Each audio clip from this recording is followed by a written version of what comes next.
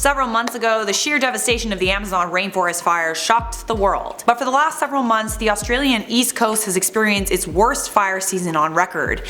In a lot of ways, the Australian bushfires are worse than the Amazon rainforest fires, and I'm going to tell you why here for you on IO. What is good? This is InformOverload. On this channel, we keep you up to date with some of the biggest news stories that are currently trending. I'm Charlotte Dobre. Subscribe and turn on the bell for never a dull moment. You should also follow the IO team on social media so we can connect outside of YouTube. And if you see any stories that would be great for IO, send us a DM and you might just see your story on our channel. If you've been keeping up with the news lately, you know about the Australian bushfires, which are the worst Australia has seen in its history.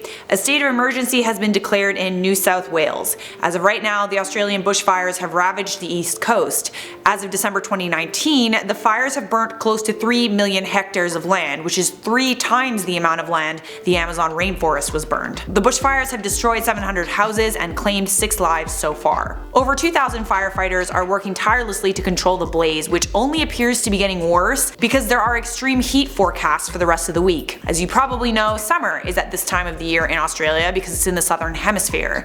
According to the forecast, heat records will be smashed this week. It will be over 40 to 44 degrees Celsius in many areas of Australia, including Adelaide and Melbourne. Check out this temperature map of Australia. All that red? Yeah, that's dangerous. That's fire. It's not fire, but it just shows how hot it is.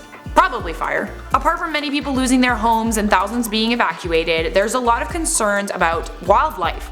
Particularly koalas, marsupials native to Australia. They're already going extinct as a result of a loss of habitat. Back in May, I reported that koalas are functionally extinct, and the main reason for that is deforestation. It is estimated that there are somewhere between 43,000 and 100,000 koalas left in the wild. The fires in Australia are so widespread that experts don't actually know how many koalas are left at this time. Koalas are functionally extinct. That doesn't mean that if the remaining population dies off, they will never exist again. But hundreds of koalas have been killed and millions of hectares of their habitat has been destroyed. There was one video in particular that was shared on social media that showed a woman literally taking the shirt off her back to handle a koala caught in a fire, being careful not to be clawed by it.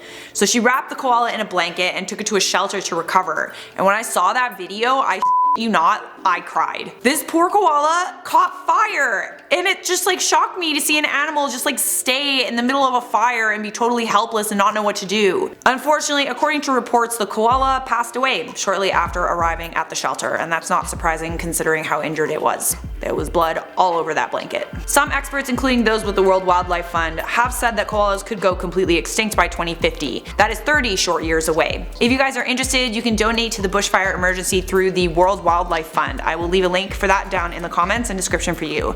And on behalf of IO, our hearts go out to those affected during this difficult time. To all our Australian fans, stay safe out there.